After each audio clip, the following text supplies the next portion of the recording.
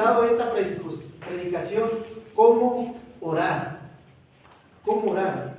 Aquí Jesucristo nos va a enseñar en todo el capítulo 17, primero Él ora por sí mismo, después Él ora por sus discípulos y al último Él ora por la iglesia. Te pido por los que han de creer, por la iglesia. Estaba orando por nosotros y te pido que los guardes en unidad, en santidad, por medio de la palabra.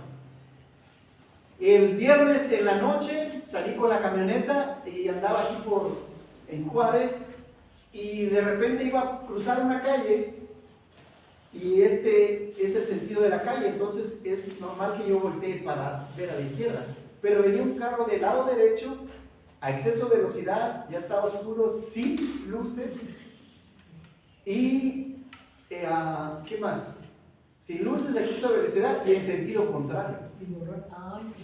Y entonces cuando alcanzo a ver como el relámpago en la oscuridad, porque también hay colonias que ustedes saben que no tienen ni foco, y entonces cuando alcanzo a ver que se atraviesa, alcanzo a frenar, pero no pude evitar chocar.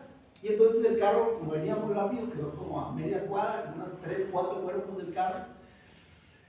Y entonces se van los vecinos y empiezan a insultarme y empiezan a agredirme y dije, Señor, estamos predicando sobre la oración, el miércoles hablamos sobre la oración, pues ayúdame a responder de una manera cristiana, ¿verdad? Porque también trae un salvaje dentro que todos tenemos un animalito así medio irracional.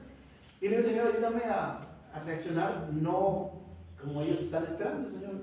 Y entonces me alejé tantito y oré, Señor, tú tienes el control de todo esto. Amén. Y entonces le hablé a la aseguradora, le hablé al dueño, llegó y todo. Y andaba un perrito ahí, me andaba cuidando. De ahí salieron dos mecánicos que también vieron que estaban un poco agresivos y dicen, cualquier cosa, llámanos. No, pero yo veía a Dios cuidándote de alguna manera, aún en esos pequeños accidentes. Amén. Tú ves allá hasta el perrito y dices, ¿qué anda haciendo aquí? Me iba yo a la derecha y ahí se me pegaba. Señor, gracias, porque me mandas a estar un animalito para que me cuide. Y entonces, y ellos tenían la razón y yo estaba. Pero digo, no voy a pelear por eso, ¿no? Viene el tránsito, que es el juez, que es la autoridad, y le dice, mire señor, y era un mercadito, estamos hablando de un mercadito que estaba ahí cerca. Le dice, usted viene en sentido contrario, viene a exceso de velocidad porque mire dónde quedó su carro. O sea, yo no necesito traer al perito aquí, yo soy el perito. Un choque que viene usted a vuelta de rueda, queda uno pegado ahí, pero mire dónde quedó usted. Y tercera dice, no trae usted luces, pues, o sea, y es noche, son 3 infracciones. Dice, póngase usted de acuerdo. Y ya, nos pusimos de acuerdo, él debía pagarme los daños, porque tenía ¿quién paga eso? Y ya quedamos así y todo. Pero entonces, aún en este tipo de problema, ¿la oración nos sirve? Sí. Y es cuando más nos sirve, que hay problemas. Y a veces hay problemas en la casa, en el matrimonio, con los hijos, en el trabajo, y lo último que hacemos es orar. Somos buenos para discutir, para contender, para pelear, para debatir nuestras razones, pero la oración queda hasta el último lugar, ya cuando estamos divorciando, cuando ya te están corriendo el trabajo, y es cuando echas mano de la vida eterna de la oración. Y van a haber problemas aquí en la iglesia. En la medida en que sirvamos más, van a haber fricciones. En la medida en que crezcamos más, porque son diferentes formas de pensar, van a haber problemas y tenemos que estar preparados para eso. Y Jesús sabía. Jesús estaba a unas horas de ser crucificado, de ir al Getsemaní y de ir y ser enjuiciado de manera injusta y crucificado al otro día. Y le está diciendo a sus discípulos, primero él eleva una oración al cielo y le dice, Padre, he cumplido la obra que tú me diste, ¿verdad? Le dice, gracias, vine a hacer lo que tú esperabas que yo hiciera, que era nacer, la encarnación. Viví como un hombre, Jesucristo Dios, con una naturaleza divina y con una naturaleza humana. Vine y cumplí todo lo que estaba escrito de mí en el Antiguo Testamento, que nacería de una virgen en Belén, que sería llamado de Egipto y que iba a ser traicionado por Judas y enjuiciado injustamente, crucificado entre los malhechores y mis ropas serían repartidas. Cumplí la obra. Dios tiene una obra para cada uno de nosotros. La principal razón por la cual Cristo venía a morir era para morir por nuestros pecados. Se glorifican y ahora tú en mí. Y entonces, ¿cuál es el problema el día de hoy?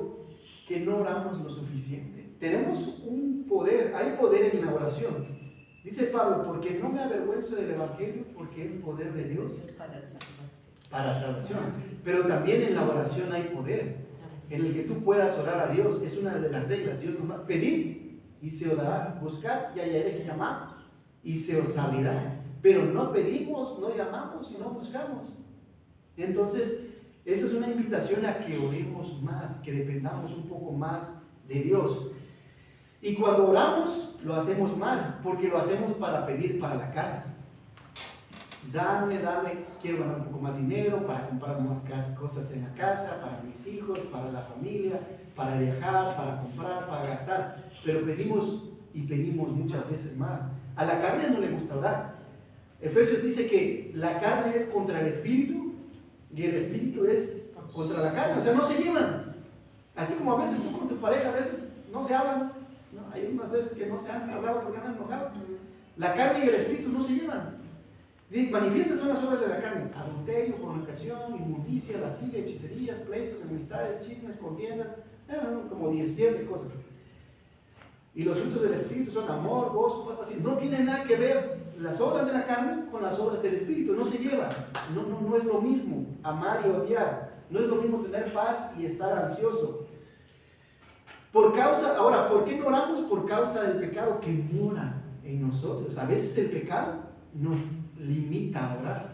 Estamos pecando, hay un pecado que domina tu vida, y ese mismo pecado pues lo estás consintiendo, pues como un gatito que tienes acá, y no te metas con mi gato, Señor, mira, todo lo que quieras, pero menos con este gatito o este perrito, que lo estás consintiendo. Y entonces el pecado no te deja orar, no te impide orar, y también limita tu oración a Dios. Muchas veces al orar nos parecemos como el fariseo. ¿Que se acuerdan del fariseo y el publicano? El fariseo llegaba delante de Dios y: Señor, te doy gracias, y levantaba los ojos a los cielos. Porque no soy como este publicano que está hasta allá atrás, no se atreve ni a levantar la mirada a Dios. Yo diezmo, ofrendo, voy a la iglesia, oro, leo mi Biblia, y no soy como este publicano. Y el pecador, y el publicano dice que arrodillado no quería ni levantar la mirada porque sentía vergüenza del pecado que había en su vida. Señor, sé propicio a mí, pecador. Y entonces dice: ¿quién bajó justificado? ¿Quién de los dos? El publicano, porque reconocía su pecado. Y entonces a veces lo que nos limita el orar un poco más es: habría que ver si hay algún pecado que está ahí. Pudiera estar en tus pensamientos o en tus sentimientos. Tal vez no lo estás llevando a la obra, pero debes tener cuidado porque puedes llegar a hacerlo obra. Vemos aquí que Jesús y sus discípulos han salido del aposento alto, van rumbo al huerto de Getsemaní, porque allá en la oración que tiene en el huerto es otro. Él está ahorita orando por su obra, por sus discípulos y por la iglesia que ha de constituirse en el futuro. Después de haber cenado, ora por ellos porque en pocas horas lo traicionaría Judas, lo arrestarían, le iba a negar Pedro, sus discípulos iban a salir corriendo, lo abandonarían, lo acusarían falsamente, lo golpearían, se burlarían de él y lo crucificarían. Este capítulo abarca la oración más larga del Señor Jesucristo. Este capítulo 17 es toda una oración. Vemos a Jesús orar en diferentes lugares. Cuando ora por el pan, ¿se acuerdan? Que levantaba los ojos al cielo y: Señor, bendice el pan. Cuando estaba en Emaús, ¿se acuerdan? Y cuando después de que resucita va caminando con los discípulos, y dice: cuando él ora se da cuenta que era Jesús, pero en el camino nunca se dan cuenta. Y entonces Jesús tenía mucho esa costumbre de levantar los ojos al cielo y orar, porque ¿dónde está Dios? Él tenía esa costumbre de levantar los ojos al cielo y orar. Y entonces Jesús nos dice que es muy importante tener una buena comunicación con Dios. Puede ser que tienes una buena comunicación con tu esposo o tu esposa, y si no, yo te invito a que mejores esa relación con una taza de café, saliendo. Es sano que ustedes salgan una vez a la semana por un helado, ustedes dos busquen porque de eso depende también la paz de sus hijos y nietos. Procuren tener una buena armonía en el matrimonio, pero más con Dios. En el trabajo también es necesario tener una buena comunicación, porque a veces se anda uno agarrando del pelo ahí con los compañeros, porque es la naturaleza humana, somos de discordia. Entonces, primero Jesús ora por sí mismo, por el fin de su ministerio. Gracias, Señor, porque logré terminar el ministerio, porque voy a la cruz y voy a glorificarte. ¿Cómo glorifica Jesús a Dios en la cruz? Al obedecer al Padre, porque todavía va a orar cuando está en el huerto de Getsemaní orando y sudando gotas de sangre. Señor, si es necesario, pasa de mí esta copa, porque sabía Jesús lo que venía, el sufrimiento que le venía, pero aún obedece. De ahí ora por sus discípulos para que permanezcan en santidad. Santifícalos en tu verdad. Tu palabra es verdad. Por medio de la palabra de Dios es que somos santificados. Dios nos limpia. Así como cuando nos vamos a bañar, ya les he platicado esa ilustración, ¿no? De que a veces venimos, de que sobre todo cuando andas ahí haciendo talacha en la casa, andas todo sucio, todo lleno de polvo, todo lleno de tierra, y el jabón te ayuda. La palabra de Dios es el agua y el jabón que nos limpia de cosas que haya en nuestra vida. Y también es como un espejo. Antes de venirte acá, te viste al espejo a ver si no andabas todo despeinado, ¿verdad? O la baba aquí de la mañana, y poderte lavar la cara, bañarte o como quiera que sea. La palabra de Dios es lo que hace. ¿Qué errores hay en tu vida? ¿Qué defectos? ¿Qué cosas están mal? Y te ayuda. Pero cuando te expones a su palabra, y entre más te expongas, es mucho mejor. Y sería un muy bonito propósito de año nuevo que si no has leído toda la Biblia, la puedas leer el próximo año. Leyendo 3 capítulos, logras esa meta. Y si ya la leíste, sería un muy buen hábito volver a leerla. O estudiar algún libro matrimonial, o crianza de los hijos, o de evangelio, lo que sea, pero que te ayude a ser una mejor persona en los diferentes roles que tienes en tu vida. Memorizar versículos, ya hemos visto eso. Como dice, una de las formas de cómo, vamos a ver en la escuela dominical el próximo domingo, cómo dominar los pecados que dominan tu vida, es con la memorización de las palabras, de la palabra de Dios. Dice, ¿qué pues diremos? Dice Romanos, ¿perseveraremos en el pecado para que la gracia abunde? Romanos 6, de ninguna manera. Dice sobreabundó el pecado, sobreabundó la gracia. Entonces dice Pablo, ¿qué pues diré? Perseveraré en el pecado para que la gracia de Dios abunde de ninguna manera. Porque los que hemos muerto al pecado, hemos muerto juntamente con Cristo. Y ya no estamos para seguir pecando. Ya no somos esclavos del pecado. Ahora somos siervos de Dios para andar buscando las cosas que a Dios le agradan. Y entonces muchas veces el memorizar diferentes versículos de la Biblia te ayuda con los diferentes pecados que hay en tu vida. Y es la forma en cómo Jesús dice, santifícalos en tu verdad. Tu palabra es la verdad. Y al final ora por la iglesia futura, por los que hemos de creer, para que permanezcan unidos. También te pido, dice Jesús, por los que van a creer. Habla de nosotros, de las generaciones futuras, para que ellos permanezcan unidos como tú, oh Padre, y yo somos unidos. Así quiero que la iglesia permanezca unida. En eso sabrán que son mis discípulos si os amáis los unos a los otros, pero también la unidad es parte del amor.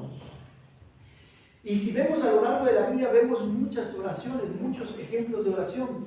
¿Se acuerdan cuando Ana oraba por su hijo? Y estaba orando en el templo y pensó, el sacerdote Elías creía que estaba borracha. Le dice, ya, digiere tu alcohol. Dice, no, Señor, estoy en angustia porque no he podido tener hijos. Y ya le dice, que Dios te conceda la petición de tu corazón. Y después le consagra a Samuel, de ahí nace Samuel. También Job, ¿se acuerdan cuando Dios lo metió en un gran sufrimiento y una gran prueba? Y vienen sus 3 amigos y empiezan a criticarlo. Oye, Job, es que tú estás pecando, es que confiesa tu pecado, arrepiéntete y muere, le dice la mujer todavía. Arrepiéntete, y de ahí Dios le dice, dile a esos 3 que traigan una cantidad de sacrificios y vengan y tú vas a orar y vas a interceder por ellos, porque si no, yo los voy a tratar como te traté a ti.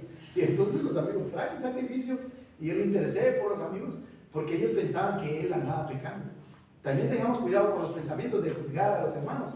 Aquí el juez es Dios, no somos nosotros para andar poniéndole etiqueta a los hermanos. El rey David también, ¿se acuerdan cuando pecó con Betsabé? Lo primero que hizo fue, cuando viene el profeta Natán y le dice su pecado, y él lo primero que dice, se arrepiente y dice, Señor, perdóname, porque he pecado contra ti. Y bueno, Salomón también, cuando ora en el templo y pide sabiduría, Señor, dame sabiduría para poder guiar a tu pueblo. Y Dios le concede sabiduría para poder. Dios contesta las oraciones. Sí.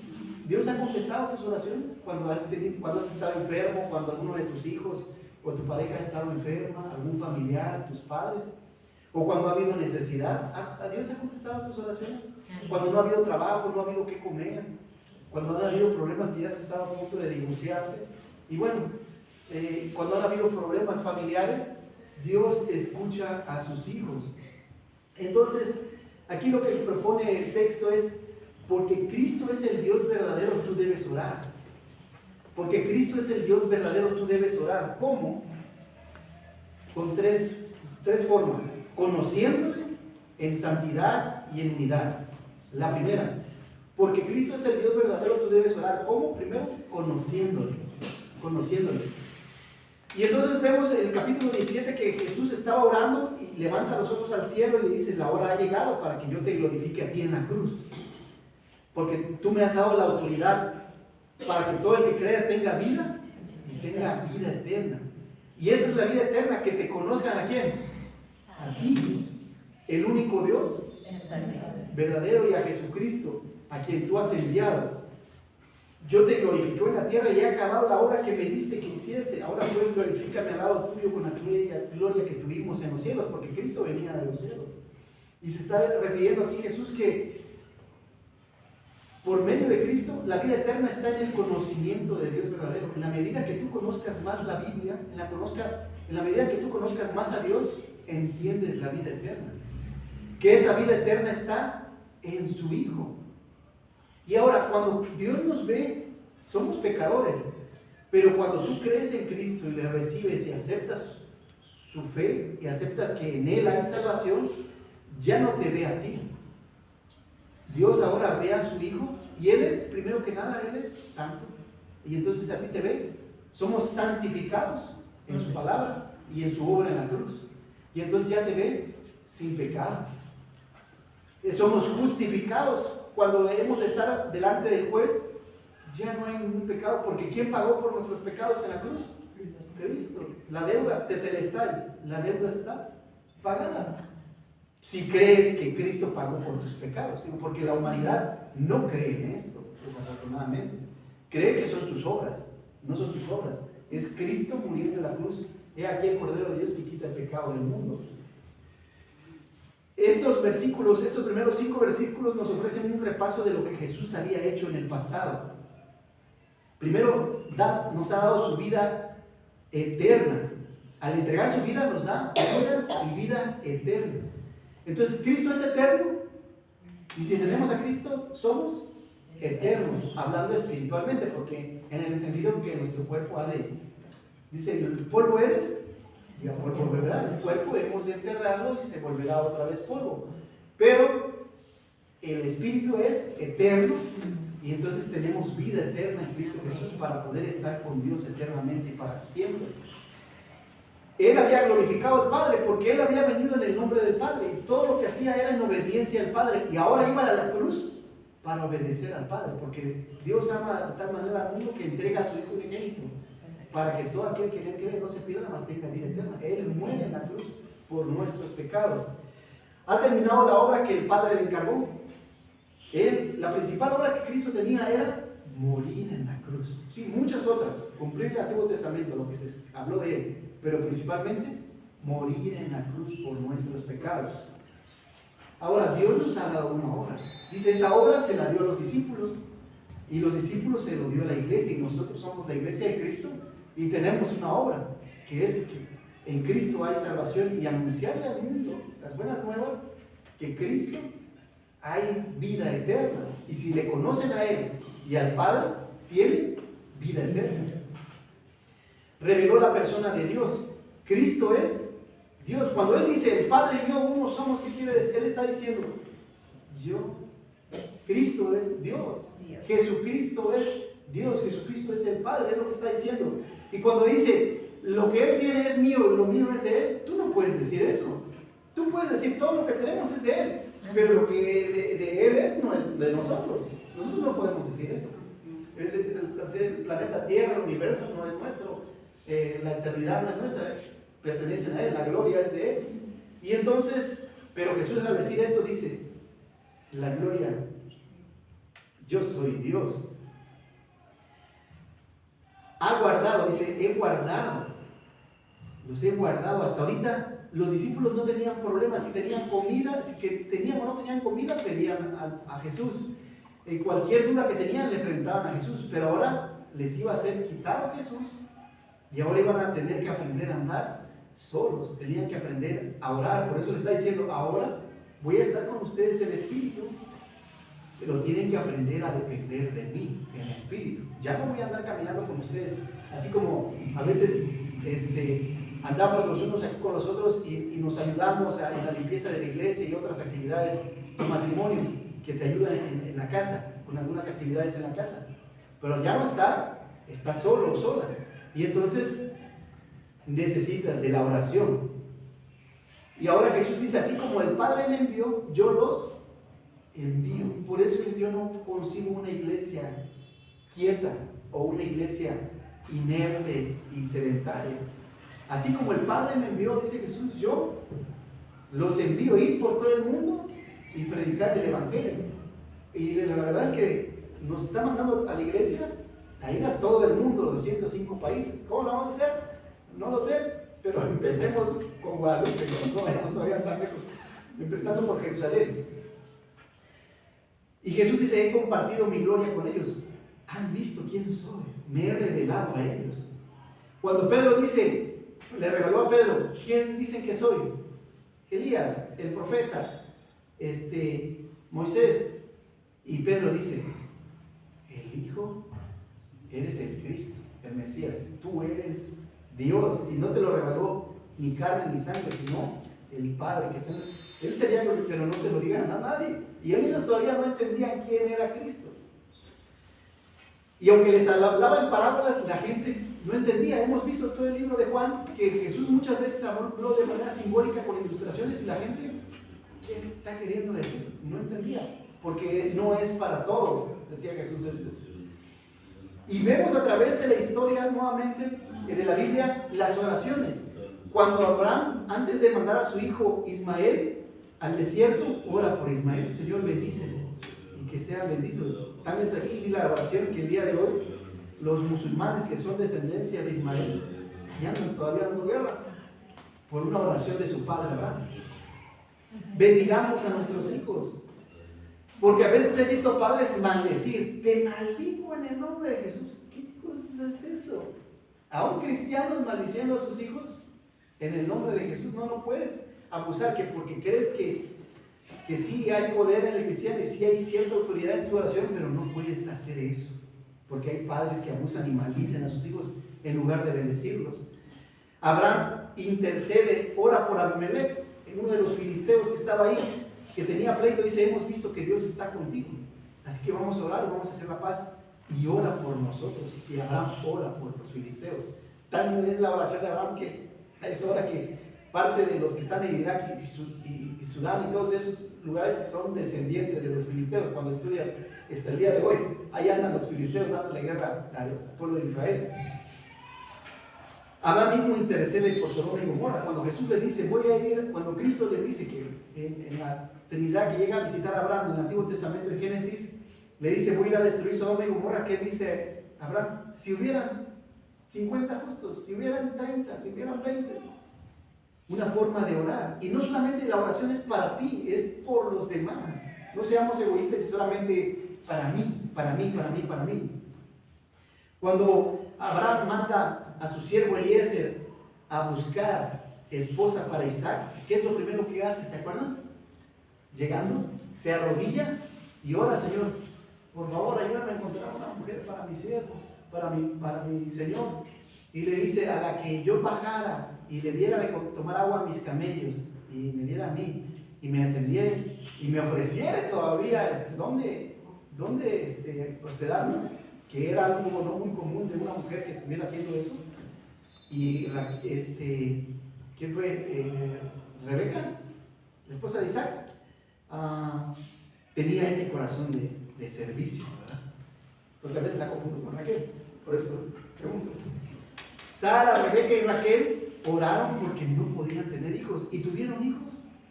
Dios contesta las oraciones. ¿Y por qué no oramos?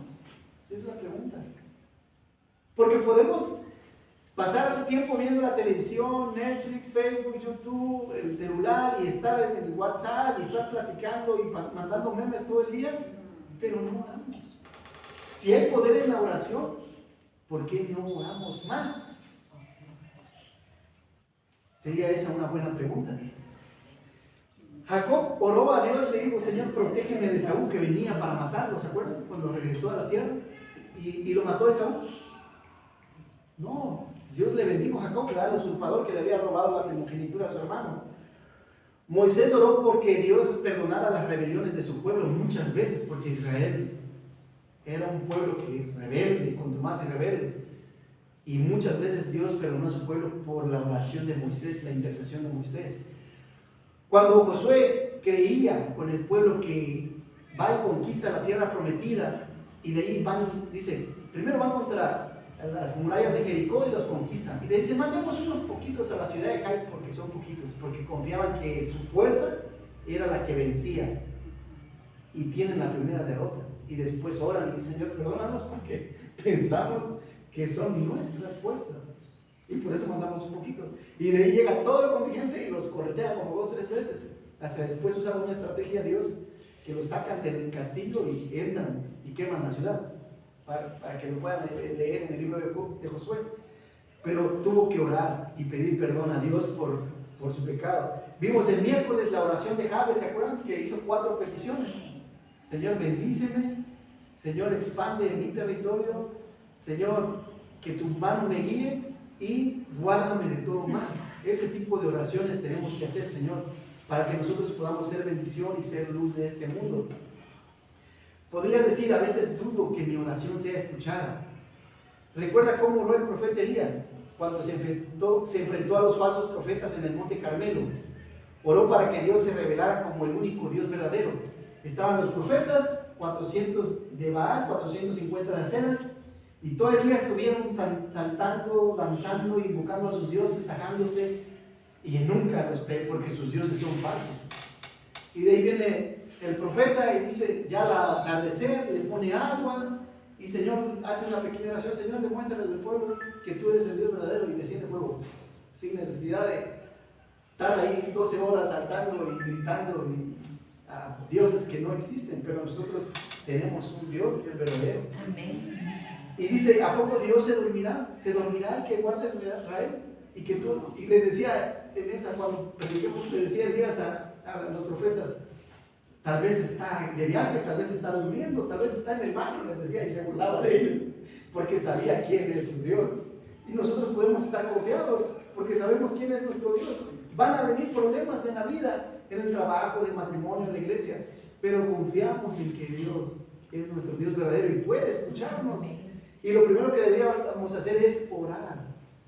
Si algo debe desarrollar en este próximo año como propósito de año nuevo, sería orar más. Ten un tiempo, un lugar de oración y conoce más a Dios.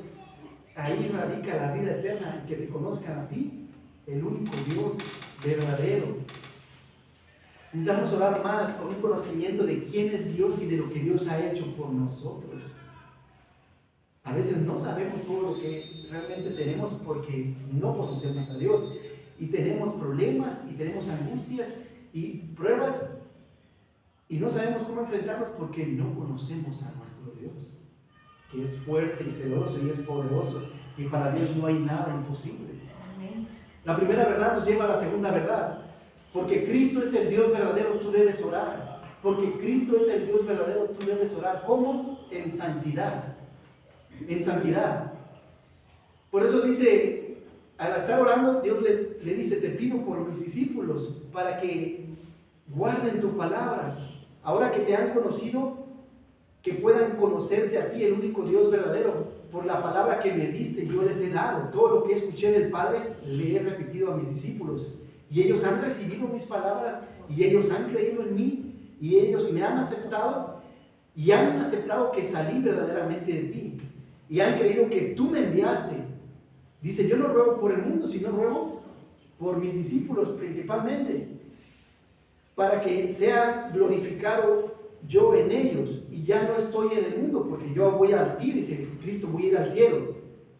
Ahora yo te pido que los guardes, y los guardes en tu nombre, y que ninguno se pierda, más el que ya estaba escrito para perdición, que era Judas, que habría de entregarle y que habría de traicionar a Jesús. En el capítulo 18 vamos a ver su arresto, vamos a ver la traición de Judas, vamos a ver la negación de Pedro y vamos a ver cómo los discípulos, yo voy a estar contigo aunque me muera. Pues no es así, ¿no? Y oremos también para que no seamos como los discípulos, porque pudiera venir el siguiente año persecución y tener vacía la iglesia. ¿Dónde están los hermanos?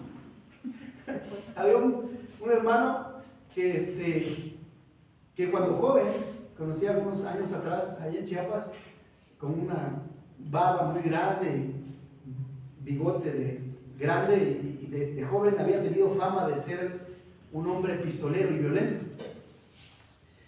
Y llegó a la iglesia y empezó a llegar el primer tiempo a la iglesia, y decía: a mí donde me mande mi pastor, le agarraba su bigote, ¿no? Señal de hombría y su barba. A mí donde me mande mi pastor, y quería enseñarme, ¿no? El hermano más grande que yo, por supuesto, en edad, más joven espiritualmente. Está bien, dije, vamos a ver qué pasa. Cuando viene la primera prueba contra su familia, a mí no me manda el pastor, salió corriendo. Por eso es bueno no ser tan salido como Pedro, o decir algo que: Señor, danos de tu gracia, por si viene persecución podamos serte fiel, porque la carne va a salir corriendo, pero el espíritu va a querer permanecer. O el próximo, o viene, no vayamos lejos, persecución, van a venir los fríos, van a haber -4, ¿y dónde están los hermanos? Enchamarrados en su casa. Porque pues por el frío, ¿cómo van al frío? Se van a morir. Allá en Canadá, a -20 salen los chamaquitos, bajo la nieve salen a clases, y aquí estamos a -4, ya no quieres ir para ningún lado, ¿no? Y entonces, ¿dónde está la fidelidad? Salió corriendo con el frío, la persecución, la enfermedad. Entonces, que Dios nos dé su gracia, que podamos ser fieles a Dios y poder congregarnos y poder santificarlos. Y Cristo dice: no te pido que los quites del mundo, sino los guardes del mal, porque vamos a estar en el mundo, pero que no seamos parte de los pensamientos, sentimientos y creencias de este mundo. No son del mundo, porque tampoco yo soy del mundo, dice Jesús. Santifícalos en tu verdad, tu palabra. ¿Cómo es santificado el cristiano? Con su palabra. Esta palabra santidad tiene dos significados. Santidad es: Dios es único y especial en esta forma. Nadie como Él, ni ángeles, ni seres humanos, nadie es como Él, santo. Dios es único y especial. Pero la otra palabra, santidad, que es progresiva, que dice: en la santidad, que te alejas cada vez más del pecado, le das la espalda al mundo y te acercas más a Dios y a las cosas de Dios, a su palabra, a la iglesia y a lo que a Él le gusta. Porque la carne es contra el espíritu, el mundo es contra el espíritu, y Satanás está en contra, por supuesto, de todo lo espiritual. Y por eso santifícalos en tu verdad. La palabra de Dios nos las dejó, no nada más sobrevivió más de 2000 años para que la tengamos guardada y empolvada, ¿verdad? Y viene el domingo y la hacemos así para poder traerla, porque de aquí hasta el otro domingo la vamos a volver a abrir. Es para que cada día, porque dice que es pan, que comemos de ella, porque sí comemos pan, y sobre todo ahorita con cafecito y un rol, y un rollo, una concha, una dona, ¿verdad? Pero la palabra de Dios no la vemos con ese apetito. Una carne asada, una discada, los tamales que vienen ahorita para diciembre. Pero no vemos así la palabra de Dios, es todo un buffet. La palabra, a mí me gustaba mucho ir a buffet, podía comer ya ahorita como un poquito menos, aunque no parece, pero porque podía tomar de todo un poco. Y así es la palabra de Dios, debe ser un deleite de día en día. En ella me deleito de día en día. Más valioso que dice el Salmo, que es como el oro, más valioso que un oro, que un tesoro. Si como a oro o tesoro lo buscares, te dijeran: ¿sabes qué? Te vas a encontrar $1,000,000 y te doy un mapa. Ahorita empieza a buscar, ¿verdad? Y empieza a seguir las instrucciones. La palabra de Dios así es. Tiene preciosas perlas, diamantes, joyas, pero tiene un valor espiritual, que es para bendición de vida eterna, pero también en este mundo. Y dice, y por eso yo me santifico en ellos y ellos en mí. Por eso es lo que me refiero. Esa santidad que tenemos, no la tenemos porque la hayamos ganado, es porque Cristo nos da esa santidad. Y entonces ya nos ve el Padre y nos ve santos porque la sangre de Cristo nos limpia y nos cubre de todo pecado, de toda maldad. Y somos santos por Él. Pero también es progresiva. Hay cosas que vamos a seguir luchando. Yo les he platicado otras veces que algo de las cosas que me molestaba, que llegaba en Chiapas y abría la regadera, pues allá tienes que mandar el agua de la cisterna al tinaco, no como aquí que llega directo. Si no hay agua en el tinaco, no, y llega una vez a la semana. Y entonces llegaba con calor y me quería bañar y no había agua, y me mojaba. Y dije, Señor, mamá. ¿Y por qué siempre me toca a mí? Pero ya aprendí a superar ese tipo de cosas y me dejó de pasar. Cuando no me molestaba ya eso, me dejó de pasar. Y he escuchado a otros compañeros cosas así, cosas que les molestaban, que cuando superaron, vinieron otras cosas. Y eso es parte de la santificación, que Dios va perfeccionando tu carácter, que te hace más paciente con los hijos y los nietos, con las personas, en tus relaciones, y ya no contestas con ira, y dice, aprended de mí que soy manso y humilde de corazón, y hallaréis paz para vuestras almas. Y entonces la palabra de Dios, podemos seguir todo el día hablando de cómo ella nos ayuda, si la conoces. Porque si no la conoces, no sirve para nada, pues no es por ósmosis, que agarras y te lo pones, o que haga, como les he dicho otra vez, que agarro en unas mesas y abres la Biblia y piensas que tiene un poder sobrenatural la Biblia en tu mesa abierta y va a ahuyentar a los demonios y cosas así. Eso no es así. Es viva y eficaz en tu vida, haciendo un efecto en tu matrimonio, en tus hijos, en la iglesia, en el trabajo y donde quiera que estés. Esta parte del versículo 6 al 19 nos ofrece una visión de lo que el Padre haría por sus discípulos.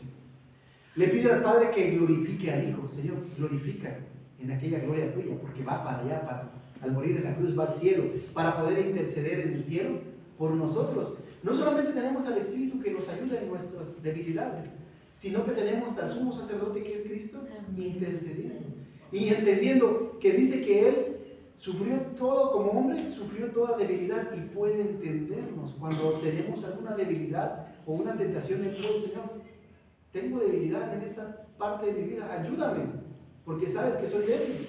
Y entonces Él puede entenderlo. Sí, yo te entiendo, yo estuve en carne, tengo un cuerpo. Ahora Dios tiene un cuerpo en los cielos y entiendo lo que...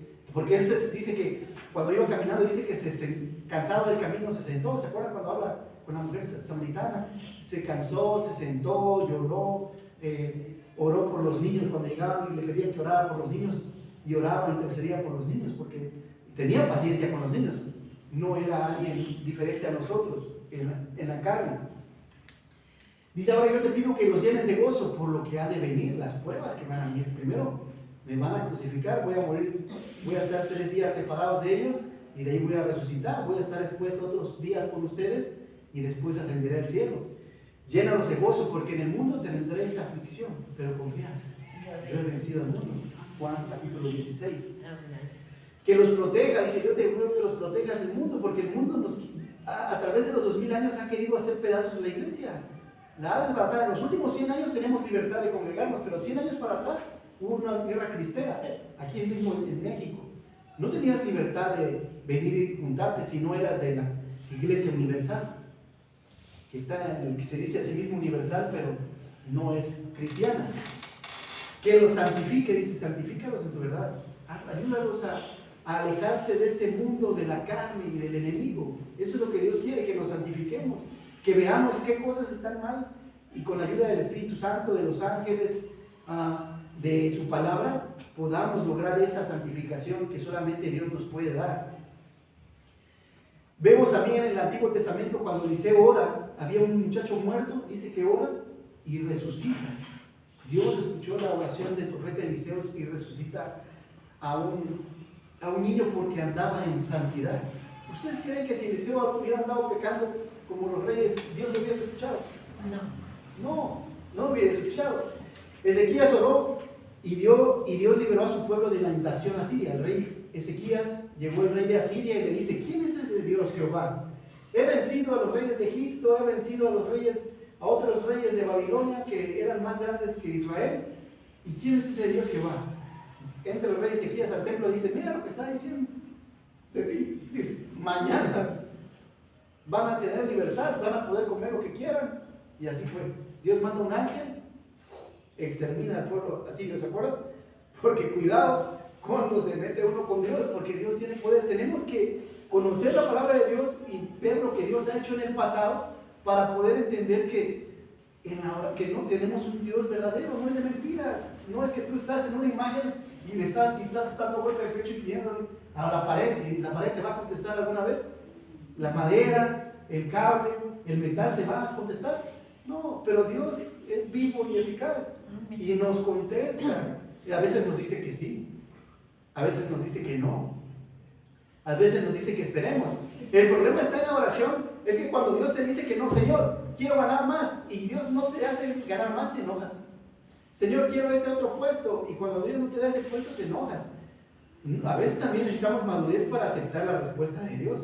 A veces Dios te está diciendo que no, pero tú estás en necio y te enojas. ¿Por qué me vas a decir que no? Si, como un chamaquito que quiere la golosina y tú no le estás dando la golosina. Así estamos a veces. Cuando Dios te está diciendo que no, es que no. Y tienes que tener madurez, pero es cuando le conoces. Cuando tú no le conoces, actúas de esa manera, irracional. Jonás, estando en el estómago del pez, ¿se acuerdan? Oró, ¿se acuerdan? Y le dice, Señor, perdóname, sí, me habían mandado a Nínive, pero me vine aquí a España. No.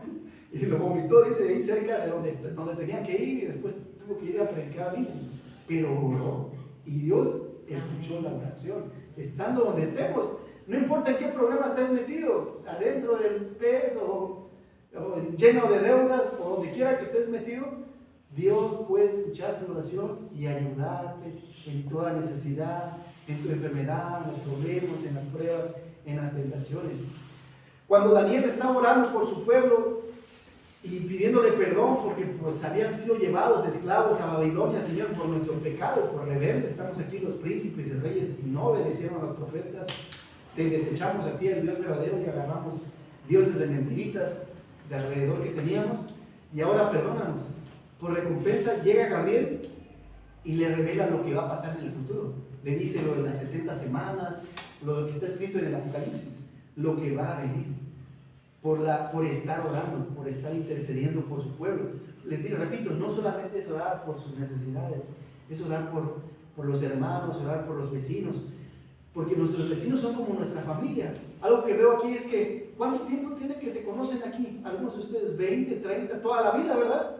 Entonces debemos querer a los vecinos como a familia. Y algunos vecinos son difíciles de llevar porque son groseritos, pero hasta eso también tienes que aprender a sobrellevarlos y orar por ellos y pedir por ellos, por su familia, que Dios les pueda abrir su entendimiento y puedan conocer a Dios verdadero y a Cristo. Esdras y Nehemías, cuando regresan de la esclavitud de Babilonia, oran por la construcción de las murallas y del templo, y Dios les bendice. Sigamos orando también por las escaleras y por el baño y por lo que haga falta en la iglesia, pero es la oración la que Dios contesta si somos fieles. Y podría decir que no me gusta orar, no sabría cómo hacerlo en santidad, aún en nuestro pecado. Lo primero que tenemos que hacer es confesar nuestros pecados. Señor, perdona todos mis pecados y te ruego que me escuches mi oración, porque a veces nuestros pecados limitan el poder tener esa comunión con Dios y el que Dios pueda escuchar. Necesitamos orar más en santidad, reconociendo que nuestro Dios es verdadero y santo. La segunda verdad nos lleva a la tercera verdad. Porque Cristo es el Dios verdadero, tú debes orar. Porque Cristo es el Dios verdadero, tú debes orar. ¿Cómo? En unidad. En unidad. Es lo que está Jesús queriendo enseñarle a su pueblo. Ya en el versículo 20 dice, mas no ruego solamente por estos, por sus discípulos, sino también por los que han de creer en mi palabra, por la palabra de ellos. Los discípulos estaban obligados a compartir su fe con los demás. Nosotros estamos obligados a compartir el Evangelio con otros. No es solamente que yo ya estoy en el arca de salvación y hay que se ahoguen los demás. Tenemos que a anunciar a Cristo. Y entonces dice, para que estén unidos y que el mundo vea que ellos están unidos y son uno solo, así como tú y yo, Padre, somos uno solos, perfectos en unidad, para que el mundo conozca que tú me enviaste y los has amado, para que donde quiera que yo esté, también ellos puedan estar, prometiéndonos que donde Él esté, nosotros vamos a estar. Dios está en los cielos y dice, mientras estemos aquí, permanezcamos en unidad. Porque van a venir cosas, no me gusta cómo pusieron el piso, ya me voy de la iglesia. No me gusta cómo pintaron la iglesia, ya me voy de la iglesia. Les he platicado otras veces, otras iglesias, que el piano tiene que ir del lado izquierdo o del derecho. Y la iglesia se divide porque unos querían del lado izquierdo y otros lo querían del lado derecho, porque el piano. Que unos querían la iglesia de color blanco y otros querían azul, y que porque no hicieron mi gusto de que es blanco, me voy a otra iglesia porque ahí no me escuchan. No puede ser. O porque no me saludó el pastor, o porque no me saludó el diácono, porque no me toman en cuenta. Y es que no llegamos a la iglesia para que nos tomen en cuenta, llegamos a adorar a Dios. Amén. Llegamos a buscar hacer la voluntad de Dios y qué es lo que Él quiere para nuestras vidas. Aquí el que manda es Él, pues Él es la cabeza, Él está en el espíritu. Nosotros somos sus cuerpos y hacemos lo que Él quiere que hagamos. Quiere que nos amemos los unos a los otros y que permanezcamos en unidad, sin importar si el día de mañana hay un conflicto, una diferencia, un problema. Y simplemente, perdóname hermano, y seguimos adelante, porque yo tampoco soy perfecto, yo soy imperfecto y soy pecador, y voy a estar constantemente en mi matrimonio. Gracias a Dios por el matrimonio, porque a través del perdón es que se sigue. Porque si tú no hubieras perdonado el primer error de tu pareja o viceversa, hace tiempo ya que te hubieses divorciado. Y es lo mismo, Cristo cuántas veces como esposo de la iglesia nos ha perdonado. Nosotros debemos perdonarnos los unos a los otros y permanecer en unidad. Y entonces el mundo verá que la iglesia es diferente y que es un mundo y un reino diferente, para que conozcan tu nombre y que en tu nombre hay salvación, Cristo, Salvador del mundo. Y el ministerio, Dios le dio a Cristo el ministerio de la reconciliación con Dios. Y ahora quiere que nosotros, como iglesia, reconciliemos al mundo con Dios. Ese es el nuevo trabajo. Él es el sacerdote que intercede por los pecados del mundo. Ahora nosotros somos quienes intercedemos. Así como Abraham, que intercedió por Sodoma y Gomorra, nosotros debemos interceder por nuestro pueblo, por nuestro estado, por nuestro país, para que ellos también puedan tener perdón de pecados. Y dice, y a través del amor puedan ellos darse a conocer en unidad y permanezcan unidos. Aquí es esto que vemos del versículo 20 hasta el versículo 26, donde termina el capítulo 17. Dios, el Padre, nos ofrece una visión de lo que el Padre ha hecho por la iglesia. Primero quiere que permanezcan unidos. La unidad. Van a venir cosas que nos van a querer separar, pero por eso tenemos Efesios capítulo 4 que dice, que nos pide que seamos mansos los unos con los otros, que seamos tolerantes y que seamos pacientes. Eso nos dice, permítenos a ellos que estén en unidad y que mantengan la unidad en el Espíritu. Ya el Espíritu logró la unidad, pero ahora cada uno en el Espíritu, en la medida en que cada uno camine en el Espíritu de Dios, mantenemos la unidad en la iglesia. Sí, te vas a enojar, no dices, sé manso. Cuando creas tener la razón, contesta con mansedumbre. Cuando sea impaciente alguien, tú sé paciente. Y cuando alguien llega a ser intolerante, porque hay hermanitos y hermanitas que pueden llegarse a ser intolerantes con sus palabras y con sus acciones, tú sé tolerando. Por eso dice, tolerando los unos a los otros, siendo pacientes, orando los unos por los otros. Y eso se aplica también en el matrimonio. A veces en el matrimonio ni somos ni mansos, ni tolerantes, ni pacientes, somos todo lo contrario. También pide el Padre por la iglesia para que los guíe en este mundo, porque van a haber diferentes pensamientos en el mundo y Dios no quiere que adoptes los pensamientos de este mundo. Por eso te dejó su palabra. Para reunirlos a todos en el cielo, dice, para que donde yo esté, entonces dice, ánimo, van a haber problemas en la casa, sí, hay enfermedades, sí. Hay problemas en el matrimonio, sí, pero confía, al final del tiempo vamos a estar con Dios en el cielo, ánimo, dice.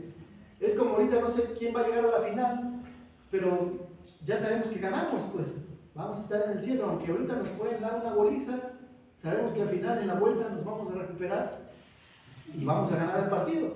Es lo mismo, aquí vamos a sufrir, pero sabemos que tenemos galardón en los cielos. y para llenarnos de amor, para que de la manera que Dios ama al Hijo, el Hijo ama al Padre, así Dios quiere que nos amemos, de la misma manera que Dios nos ha amado, con un amor sacrificial, con un amor, con una verdad, con un verdadero interés. Cuando ores, no solamente recuerda tus oraciones, recuerda las oraciones de los demás hermanos, las necesidades que tienen los demás hermanos. He visto hermanos apoyando a otros hermanos económicamente y eso está muy bien. Eso está muy bien. Cuanto más, primero que nada, a los hijos de la fe o a la persona de la fe, también a los que padecen necesidad, a los pobres, enfermos y necesitados. Ahora vemos aquí a los discípulos que permanecían unidos en oración. Cuando vemos el libro de Hechos, ellos están unidos haciendo ¿qué? Orando y permaneciendo y rogando en oración cuando llega el Espíritu. Es algo que la iglesia practicaba, que los discípulos practicaban, habían aprendido de su maestro. Cuando la iglesia empezó a sufrir persecución, lo primero que hacía era orar. Cuando Pedro, Pablo y Juan estaban en la cárcel, ¿qué es lo que hacía la iglesia? Oraba, se reunían y oraban también tenemos que orar por otras iglesias, por misioneros que sabemos que están en otros lugares y tenemos que orar por ellos. Y que Dios pueda levantar aquí también personas que puedan salir a predicar a otro lugar. ¿Se acuerdan la iglesia de Antioquía antes de mandar a Pablo y a Bernabé a las misiones? ¿Qué hizo? Fue orar y ayunar. Antes de mandar a Pablo a su primer viaje misionero, oró: Señor, es lo que tú quieres, mándalos. Y Pablo fue a más de 40 ciudades a predicar el evangelio. El ministerio de Pablo desde que se convirtió, ¿se acuerdan? Estuvo ayunando y orando, y quedó ciego en el camino a Damasco. Hasta su muerte, la oración fue algo que prevaleció en su vida. Y entonces, si los discípulos oraban, ¿por qué no oramos? Esa es la pregunta. Oramos muy poco, debemos orar más. A veces parece que escuchábamos, debemos comer más, ¿verdad? O debemos chismear más, pero no es orar más, platicar más con Dios. Me cuesta mucho orar. Recuerda, el mayor ejemplo de oración es nuestro Señor Jesucristo. Él oró en su bautismo. Cuando iba enseñando, predicando y sanando, Él oraba. Antes y después de alimentar a los 5,000 y 4,000, Él oró. Antes de la confesión de Pedro, que decía que Él era el Cristo, en la transfiguración, oró por los niños. ¿Se acuerdan que venían los niños y querían que orara por los niños y oraba por los niños? Cuando mandó a sus discípulos a predicar el Evangelio, antes de elegir a sus discípulos, oró. Y cuando les enseñó el modelo de oración, Padre nuestro que estás en los cielos, santificado sea tu nombre, que es un modelo, no quiere decir que la forma en cómo debes hacerlo, no con vanas repeticiones, sino es cómo debes dirigirte al Padre. Él oró. Antes de resucitar a Lázaro, a la hija de Jairo y al hijo de la vida de Naín, Él oró al Padre. Siempre había en la vida de Jesús oración. En la última cena lo vemos orando. En el camino entre la última cena y Getsemaní, Él va orando y enseñando a sus hijos a orar. Cuando está en Getsemaní, Él ora. Cuando está en la cruz, Señor, perdónales el pecado, este pecado. No le tomes en cuenta este pecado porque no saben lo que hacen. Él estaba orando, Jesús. Todo el tiempo estuvo orando. Cuando por la necesidad de Pedro, no, yo voy a estar contigo. Señor, ayuda, he orado por ti para que no venga Satanás y te pegue una buena zarandeada. Porque Pedro realmente era muy necio, como a veces somos nosotros, de no entender razones. Y también Jesús ora en su ascensión, dice así, cuando dice: ir por antes de subir, toda potestad me es dada en los cielos y en la tierra. Con esta autoridad yo los mando, ir por todo el mundo y predicar el evangelio antes de ser ascendido a los cielos. Y ahora Él está velando y orando por nosotros para que no entremos en tentación, porque el espíritu a la verdad está dispuesto, pero la carne nuestra carne es débil. Y hemos de tener veladas de oración. Ahora 31 de diciembre, que cae martes, vamos a venir aquí el 31 y vamos a tener una velada de oración. Están todos bienvenidos. Vaya, te ponen de acuerdo para que sea de traje y tendremos una predicación, oración, velar por el próximo año, propósitos de año nuevo y también algunos juegos para poder disfrutarnos y esperar juntos el año nuevo.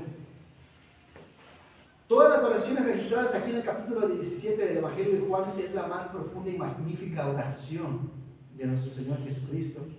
Y entonces Él nos invita a orar. La pregunta es, ¿cómo orar? Así empecé, ¿no? ¿Cómo orar? Y son 3 respuestas: conociéndole, en santidad y en unidad. ¿Cómo debes orar? Conociendo su palabra, en santidad, guardándote del pecado, del mundo y del enemigo, y en unidad. No importa cuál sea el problema que venga este año o la diferencia que tengamos este año, superarla. En tu matrimonio, en el trabajo, tenemos que, eso es madurar y eso es unidad. Voy a permitir que podamos cantar el siguiente coro para poder terminar en esta hermosa mañana por tu palabra. Ayúdanos a orar más, a platicar más contigo, Señor, a que nos deleitemos más en tu presencia, en tu palabra, conociéndote más. ¿Quién eres tú, Señor? Tú eres el Dios vivo, tú eres alguien en espíritu. Una de tus cualidades, que Dios es espíritu, Señor, y como somos demasiado materialistas y carnales, no podemos verte y por eso no oramos, Señor.